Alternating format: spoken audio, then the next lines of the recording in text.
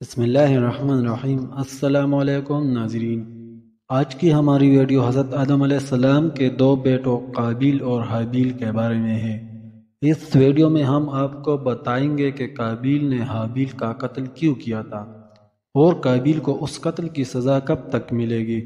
حضرت آدم علیہ السلام کی اولاد سے قابیل اور حابیل تھے۔ قابیل بڑا تھا، حابیل چھوٹا تھا۔ قابیل کھیتی باڑی کرتا تھا اور حابیل بکریاں چراتا تھا۔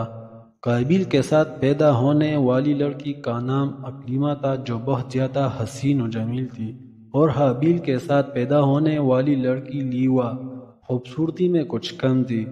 حضرت آدم علیہ السلام کی شریعت کے قانون کے مطابق قابیل کے ساتھ پیدا ہونے والی لڑکی کا نکاح حابیل سے اور حابیل کے ساتھ پیدا ہونے والی لڑکی کا نکاح قابیل سے ہونا تھا، لیکن قابیل نے ایسا کرنے سے انکار کر دیا۔ اس نے کہا کہ میرے ساتھ پیدا ہونے والی لڑکی کا نکاح ہی میرے ساتھ ہوگا۔ جب قابیل نے ضد شروع کر دی تو حضرت آدم علیہ السلام نے کہا کہ تم دونوں اللہ کی راہ میں کوئی نہ کوئی چیز پیش کر دو، جو سچا ہوگا اس کی نیاز و صدقہ قبول ہو جائے گا، اور جو جھوٹا ہوگا اس کی طرف سے پیش کیا گیا صدقہ قبول نہیں ہوگا۔ اس وقت قبولیت کی یہ علامت تھی کہ جس کا صدقہ قبول ہو جاتا اسے قدرتی طور پر آنے والی آگ کھا جاتی، اور جو قبول نہیں ہوتا تھا اسے آگ نہیں کھاتی تھی۔ قابیل نے ایک انبار گندم کا اور حابیل نے ایک بکری یا ایک دمبا رب تعالیٰ کی راہ میں پیش کیا۔ دونوں نے یہ کہہ کر نیاز پیش کی کہ اے اللہ، جو اکلیمہ کا زیادہ حقدار ہے اس کی قربانی قبول فرما۔ آسمانی آگ نے حابیل کے صدقہ کو کھا کر قبولیت بخش دی، اور قابیل کے صدقہ کو آگ نے نہ کھا کر رد کر دیا۔ قابیل کے دل میں حسد، بغض و عناد بڑک اٹھا۔ اس نے حابیل کو قتل کرنے کی دھمکی دے دی۔ اللہ تعالیٰ نے اس واقعہ کو اس طرح ذکر فرمایا جس کا مفہوم ہے، اور نہ ہی پڑھ کر سناؤ۔ آدم کے بیٹوں کی کچی خبر جب دونوں نے ایک ایک نیاز پیش کی تو ایک کی قبول ہوئی۔ قابیل نے حابیل سے بولا، قسم ہے میں تجھے قتل کر دوں گا۔ حابیل نے کہا، اللہ اس سے قبول کرتا ہے جسے ڈر ہے، بے شک اگر تو اپنا ہاتھ مجھ پر بڑھائے گا کہ مجھے قتل کرے تو میں اپنا ہاتھ تجھ پر نہ بڑھاؤں گا کہ تجھے قتل کروں۔ میں اللہ سے ڈرتا ہوں جو مالک ہے سارے جہان کا۔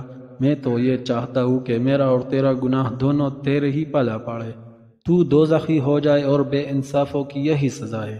اس واقعہ کو ذکر کرنے کا یہ مطلب تھا کہ حسد کی برائی معلوم ہو اور نبی کریم صلی اللہ علیہ وآلہ وسلم سے حسد کرنے والوں کو سبق حاصل ہو، اور قیامت تک لوگ حسد کو برا سمجھے۔ حابیل حق پر تھے، ان کے تقوی کے پیش نظر ان کا صدقہ قبول ہو گیا۔ انہوں نے کہا، میں چاہتا ہوں میرا اور تمہارا گناہ تمہارے ہی پلے پڑے۔ اس کا مقصد یہ ہے کہ تم نے اپنے باپ کی نافرمانی کی، وہ گناہ بھی تمہارے ذمہ ہے، اور اگر مجھے قتل کرنا چاہو تو کر لو، میرے قتل کا گناہ بھی تمہارے ذمہ ہی ہوگا۔ آخر کار قابیل نے حابیل کو قتل کر دیا۔ آدم علیہ السلام مکہ گئے ہوئے تھے، اس نے ان کے پیچھے اپنے بھائی کو قتل کر دیا۔ یہ روئے زمین پر پہلا قتل تھا، اس لیے قابیل نہیں جانتا تھا کہ وہ اپنے بھائی کو کیسے قتل کرے۔ تو شیطان لعین نے اس کے سامنے ایک پرندے کا سر پتھر پر رکھ کر دوسرے پتھر سے پھوڑ دیا۔ قابیل کو پتہ چل گیا کہ اس طرح قتل کرتا ہے۔ حابیل جو ان کے بکریاں چراتے تھے ایک درخت کے نیچے سوئے ہوئے تھے۔ قابیل نے ان کے سر پر پتھر مار کر انہیں قتل کر دیا۔ اس وقت حابیل کی عمر 20 سال تھی۔ قتل کے بعد قابیل کی دنیا میں ذلت شروع ہوئی۔ عبد الرحمن بن فضالہ سے مروی ہے کہ جب قابیل نے حابیل کو قتل کر دیا تو اس کی عقل زائل ہو گئی، دل میں سمجھنے کی صلاحیت ختم ہو گئی، اسی طرح پاگل ہی رہا یہاں تک کہ مر گیا۔ قتل کرنے سے پہلے رنگ اس کا سفید تھا، اور قتل کے بعد اس کا تمام جسم کالا ہو گیا۔ حضرت آدم علیہ السلام نے مکہ مکرمہ کی سرزمین سے واپس ہونے پر قابیل سے پوچھا، تمہارا بھائی کہاں ہے؟ اس نے کہا، میں کوئی اس کا ذمہ دار تو نہیں تھا۔ آپ نے فرمایا، تو نے اسے قتل کر دیا ہے، اس لیے تیرا جسم سیاہ ہو چکا ہے۔ حضرت ابن مسعود رضی اللہ تعالیٰ عنہ سے مروی ہے، رسول اللہ صلی اللہ علیہ وآلہ وسلم نے فرمایا، جو شخص بھی ظلماً قتل ہوگا اس کے قتل کا عذاب آدم علیہ السلام کے پہلے قاتل بیٹے قابیل پر بھی ہوگا، کیونکہ سب سے پہلے اس نے قتل کی ابتدا کی۔ یعنی جس طرح قتل کرنے والے کو قتل کا عذاب ہوگا، اسی طرح قتل کی ابتدا کرنے والے کو بھی عذاب ہوتا رہے گا۔ حضرت آدم علیہ السلام بیٹے کے قتل پر اتنے زیادہ غمزدہ ہوئے کہ 100 سال تک آپ مسکرائے نہیں۔ 100 سال کے بعد آپ کو ایک اور بیٹے کی بشارت دی گئی، یعنی آپ کو کہا گیا اللہ آپ کو زندہ رکھے، اللہ تعالیٰ آپ کو ایک اور بیٹا عطا فرمانے والا ہے، تو آپ مسکرائے۔ البتہ حضرت علامہ محی السنہ رحمۃ اللہ علیہ نے ذکر فرمایا کہ حضرت آدم علیہ السلام کو حابیل کے قتل ہونے کے 50 سال بعد حضرت شیس علیہ السلام عطا ہوئے اور آدم علیہ السلام کے ولی عہد بنے۔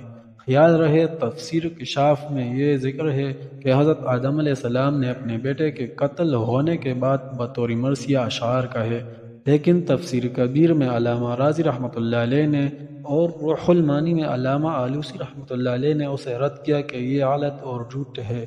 تمام انبیاء کرام علیہ السلام نے اشعار نہیں کہے۔ قابیل نے جب حابیل کو قتل کر دیا تو اب یہ نہیں جانتا تھا کہ کیا کرے، اسی طرح چھوڑ دینے پر اسے یہ خطرہ تھا کہ درندے کھا جائیں گے، تو وہ اپنے بھائی کی لاش کو بوری میں ڈال کر پھرتا رہا، یہاں تک کہ لاش بدبودار ہو گئی۔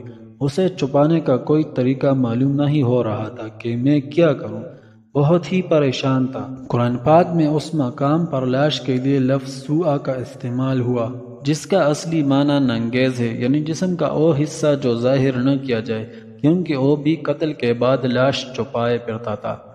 اللہ تعالیٰ کتنا کریم ہے کہ قابیل مجرم ہونے کے باوجود جب اس پریشانی میں پھنسا ہوا تھا کہ اپنے بھائی کی لاش سے کیا کرے، دنیا میں پہلی موت تھی، قبر کودنے دفن کرنے سے وہ بے خبر تھا۔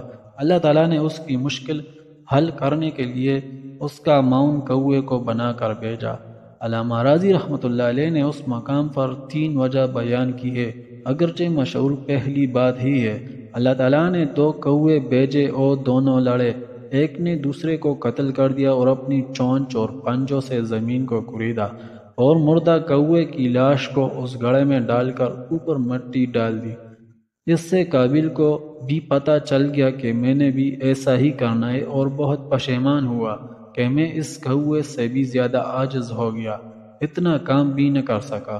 قابیل نے تنگ آ کر حابیل کی لاش کو اسی طرح پھینک دیا۔ اللہ تعالیٰ نے کوے بھیجے جنہوں نے مٹی کود کود کر اس لاش پر ڈالی اور اسے چھپا دیا۔ یہ دیکھ کر قابیل کو بہت افسوس ہوا کہ حابیل کو اللہ نے کتنی عزت بخشی ہے اور میں کتنا ذلیل ہو گیا۔ کوے کی عام عادت یہ ہے کہ کوئی کھانے کی چیز اس کے پاس ہو تو وہ اسے دوسرے وقت کے لیے زمین میں دبا دیتا ہے۔ اس نے جب کسی چیز کو زمین میں چھپایا تو قابیل کو پتہ چل گیا کہ میں نے اپنے بھائی کی لاش کو ایسے چھپانا ہے، اور ساتھ ساتھ کوے سے کم علم رکھنے کی وجہ سے بہت پشیمان بھی ہوا کہ مجھ سے تو کوہ ہی اچھا ہے جسے چیزوں کو چھپانا آتا ہے۔ قابیل کو ندامت اللہ تعالیٰ کے خوف کی وجہ سے نہیں تھی، اور نہ ہی وہ تائب ہو رہا تھا، بلکہ اسے ندامت اس بات پر ہوئی کہ وہ بھائی کی لاش کو اٹھائے پھرتا رہا اور کوے سے بھی کم عقل رہا کہ اسے دفن نہ کر سکا، اور اس وجہ سے نادم ہو رہا تھا کہ وہ بھائی کو قتل کرنے کے باوجود اپنے مقاصد میں کامیاب نہیں ہوا تھا، کیونکہ اس سے ماں باپ بہن بھائی سب ناراض ہو گئے تھے۔ اور وجہ یہ بھی تھی کہ جب اس نے دیکھا کہ ایک کوے نے بڑی مہربانی سے دوسرے کی لاش کو دفن کیا تو یہ اس پر نادم ہوا تھا کہ مجھے تو اپنے بھائی پر اتنا رحم بھی نہیں آ سکا جتنے کوے کو ہے۔ واضح ہوا کہ اس نے کوئی توبہ نہیں کی اور ندامت اسے صرف اپنی حماقت پر تھی۔